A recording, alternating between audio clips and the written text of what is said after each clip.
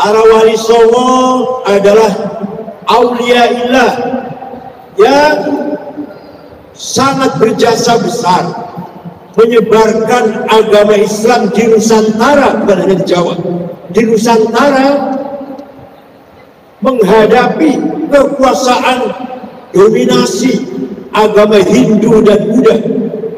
Hindu yaitu kerajaan Empire Majapahit yang berkuasa sampai ke Filipina Selatan, Sri Lanka, Nusantara inilah semuanya. Buddha di Pajajaran, Pakuan, Prabu Siliwangi yang menguasai Jawa bagian barat beragama Buddha. Wali Songo mendakwahkan Islam bisa diterima oleh masyarakat Jawa yang Hindu dan Buddha tanpa kekerasan, tanpa perang, tanpa bom, tanpa takbir.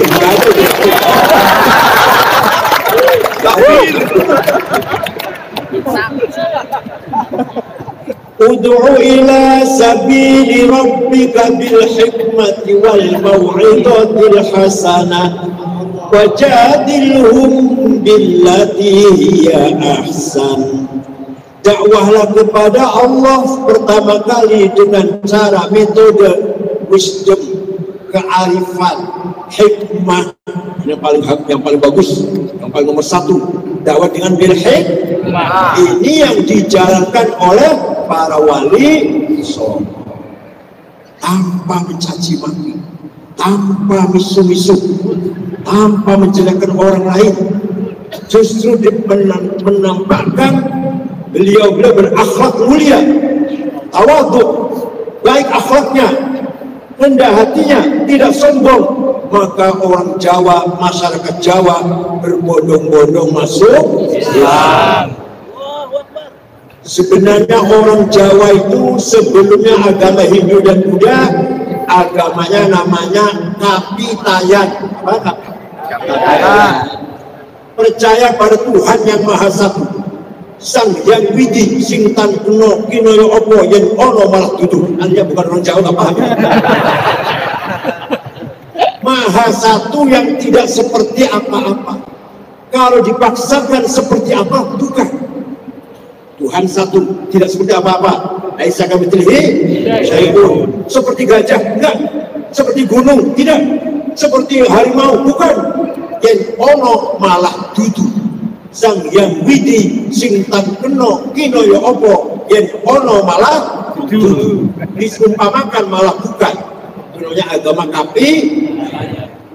Hanya mereka tidak tahu namanya siapa Sang Hyang Widi itu. Namanya siapa yang Maha Satu itu? Datang agama Hindu, percaya bahwa Tuhan ada 3. Kemudian datang agama Buddha, datang agama Islam, menegaskan Tuhan yang satu itu ada namanya Allah. Nah ini yang sedang ditunggu-tunggu oleh kita ini. Ini yang sedang kita cari-cari. Namanya siapa Sang Hyang Widi itu? Ternyata namanya Allah. Dengan berbagai cara dakwah yang luar biasa, kita harus berterima kasih pada wali songo.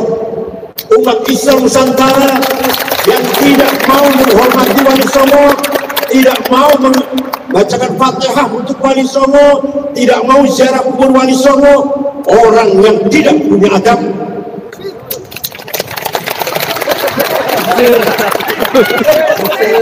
Tidak punya akhlak. Kita bisa tahu Islam dari wali. Sebenarnya sebelum wali songo sudah ada wali yang datang ke Indonesia. Pertama kali konon ceritanya, pedagang-pedagang Persia kalau datang ke Jawa 50 mati 20. Nanti pedagang datang 80 mati 50. Kata Raja Persia, ada apanya di Jawa ini? Pedagang-pedagang dari Persia banyak yang mati kalau pedagang ke Jawa. Maka Raja Persia mengutus Syekh Ahmad Subakir. Siapa namanya? Coba Syekh tengok sana ada apa di Jawa ini.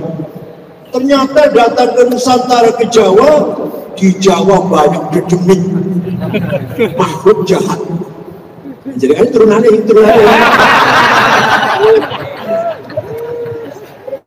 Maka oleh Syekh Subakir, makhluk jahat dedemit tuyul itu dirantai tangannya semua, dibuang ke laut selatan.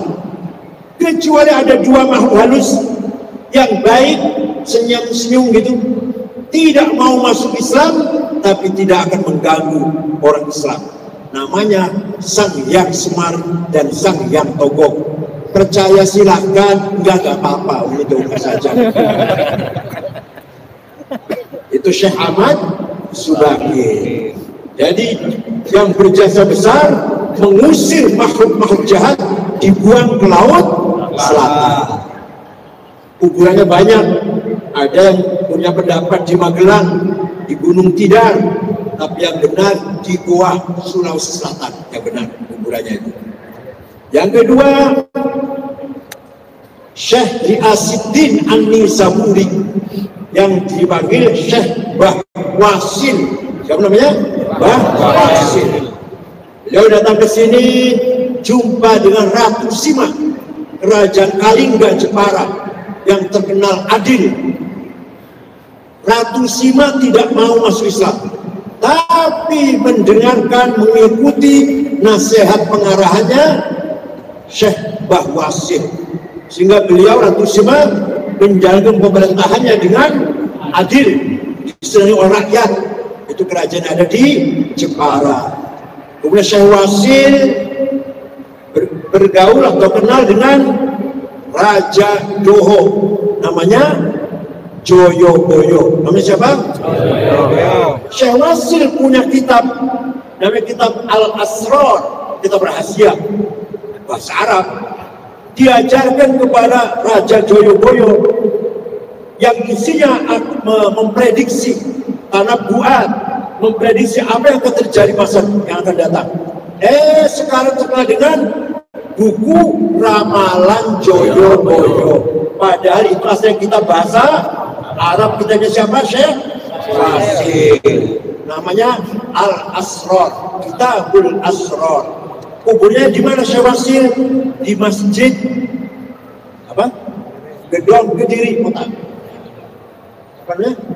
Istana Gedong Kediri Kota. Sana Mbah Wasil namanya. Itu ulama yang terkenal. Yang kedua, ada lagi ulama besar tahun 1430 membangun pesantren di Jawa Barat. Hati-hati orang Jawa Barat, hati-hati. Terutama orang Cirebon, terutama hati-hati. Di Rengas Dengklok, Cina, namanya Syekh Hasanuddin. Tapi karena ahli qiraat, qori, suaranya enak, hafal Quran, dipanggil Syekh Kuro. Siapa namanya? Syekh Kuro. Qori, untuk qori. Ngajarkan agama Islam, pesantren, ngajarkan Quran. Raja Prabu Siliwangi, Pangeran Pamanah Rasa marah, ada agama baru dari selatan, dari Kawali Ciamis, sekarang dikawali pusatnya kerajaan Pajajaran, Pakuan, Galuh Pakuan. Berangkat ke Rengas Dengklok, Kerawang, saya bunuh agama apa yang baru ini. Setelah sampai di sana di Rengas Dengklok, ada santrinya Syekh Kuro, perempuan lagi baca Quran, suaranya merdu, lagunya enak, orangnya putilang, kuning, tinggi, langsing. Sulit carinya. Kalau kebalikannya banyak, hitam, gembrot, pendek banyak. Itu Raja Pamanah Rasa, jangankan mau nempel mau membunuh atau nempelin Syekh Kuro, malah klepek-klepek jatuh. Langsung sama Syekh Kuro, mau disampaikan untuk saya saja. Namanya Subang Larang, putrinya Ki Gede Tapa. Ki Gede Tapa itu adalah kepala pelabuhan Cirebon. Cirebon lagi. Ki Gede Tapa. Pelamar. Kata Syekh Kuro, ya silahkan. tapi syaratnya kamu masuk Islam. Udah masuk Islam lah, gampang. Baca syahadat. Setelah masuk Islam ada mas kawinnya. Udah saya cari pasar, apa maunya? Lintang kerti, tasbih. Tasbih ini bahasa Cirebonnya lintang kerti, tasbih.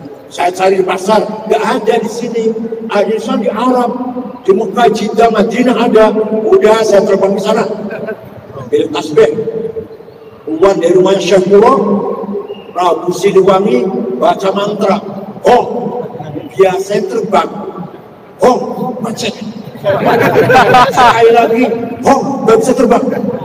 Sekali lagi, Hong, nggak bisa terbang. Kata Syekh Puro, kamu itu udah masuk Islam. Kalau mau terbang, baca Bismillahirrahmanirrahim. Hong, Hongnya baca. Bismillah dulu, Bismillah dulu. Dia Bismillahirrahmanirrahim. Hong, langsung terbang ke sana. Tidak lama bawa tasbih. Itu barangkali dongeng ya, dongeng itu ya. Tapi yang jelas fakta sejarah, terjadi pernikahan antara Prabu Siliwangi Pamanah Rasa dengan Subang Larang. Jadi Prabu Siliwangi punya istri 3, beragama Hindu. 1 namanya Ambit Kasih, beragama Buddha namanya Ratu Aci Putih, beragama Muslim namanya Subang Larang. Terjadi pernikahan. Tapi konon Prabu Siliwangi murtad, keluar dari Islam. Maksudnya hanya karena ingin menikah dengan Subang Larang. Tapi nanti punya anak 3, semuanya pejuang Islam. 1 Syekh Rahmatullah yang dipanggil dengan Prabu Kian Santa, yang mengislamkan seluruh masyarakat Parahyangan, kecuali ada 1 patih tidak mau masuk Islam, namanya Patih Pucukumun. Tetap agamanya Karuhunan Sunda Wiwitan, diikuti oleh suku Baduy sampai sekarang di Malimping, Lebak, Banten. Pelongos pun kan nggak dijarin, nggak tahu ya jarinnya. Pelongos semua itu. Dan Prabu Kian Santang lah yang mengislamkan seluruh masyarakat Sunda. Sunda itu bahasa Arab. Sun jagalah da ini. Sun jagalah da agama ini. Sunda. Atau dari kata sanat. Sun, sunat. Apa? Patok, pasak. Sunda itu artinya. Yang kedua putranya Prabu Siliwangi adalah Syekh Somatullah, yang dikenal dengan panggilan Ki Kuwu Cirebon. Hati-hati. Beliau sakti, punya ilmu 3. 1 Aji Dipa, apa? Paham mengerti tentang bahasanya binatang. Semut kalau lagi bicara paham beliau. Apa? Lalat kalau ngomong paham dia. Kambing kalau lagi ngomong paham dia. Namanya Aji apa namanya? Aji Dipa. Yang kedua Titi Murti. Mantra Titi Murti kalau dibaca bisa kelihatan besar, raksasa. Orang melihatnya juga besar. Yang ketiga Halimun, bisa ngilang. Itu Ki Kuwu Cirebon. Nah, kalau sampai bisa ngilang, Alfamart habis nanti. Alfamart Indomaret nggak aman tuh. Itu Ki Kuwu Cirebon. Ki Kuwu Cirebon berguru pada Syekh Zatul Kahfi atau Syekh Nurjati. Muridnya banyak, antara muridnya Nurjati itu di samping Kuwu Cirebon juga Ki Gede Tapa dan siapa lagi? Siapa? Syekh Siti Jenar. Siti itu tanah, Jenar itu merah. Maka di setiap daerah ada namanya Tanah Abang, Lemah Abang, Lemah Merah. Di Madura ada Lemah Abang, di Jakarta ada Tanah Abang, di Cirebon ada Lemah Abang. Semua ada itu. Itu simbol dari ajaran Syekh Siti Jenar. Nama aslinya Syekh Abdul Jalil bin Pangeran Darussalam.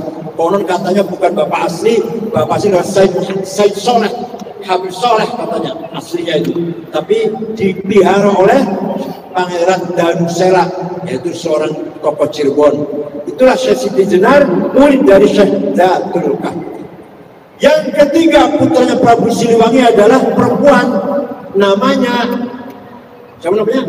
Rara Santang atau Syarifah Mudain. Siapa namanya? Syarifah Mudain. Nanti dinikah oleh Habib datang dari India, namanya Sayyid Abdullah Azmat Khan.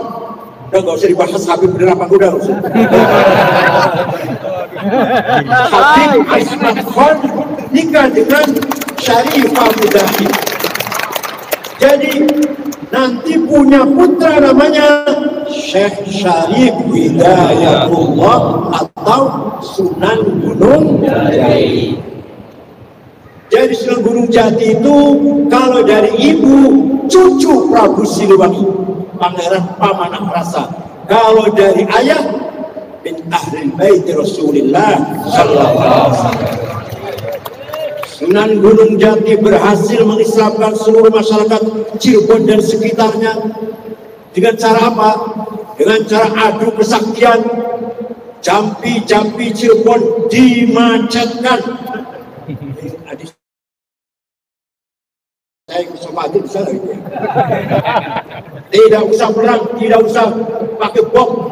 Jampinya orang Cirebon macet. Kecuali kalau ditambahi Bismillahirrahmanirrahim diakhiri dengan La ilaha illallah Muhammadur Rasulullah. Cas lagi. Contoh, kalau ente mau dipanggil Kapolres, Kapolsek, mau dimarahi, baca. Tapi ada Bismillahnya harus. Bismillahirrahmanirrahim. Gajah warak macan galak anak-anak gelap ibu tekawenti juga gemeter sekabe orang silin barimu tekawolas kasih kagungan ngomong la ilaha illallah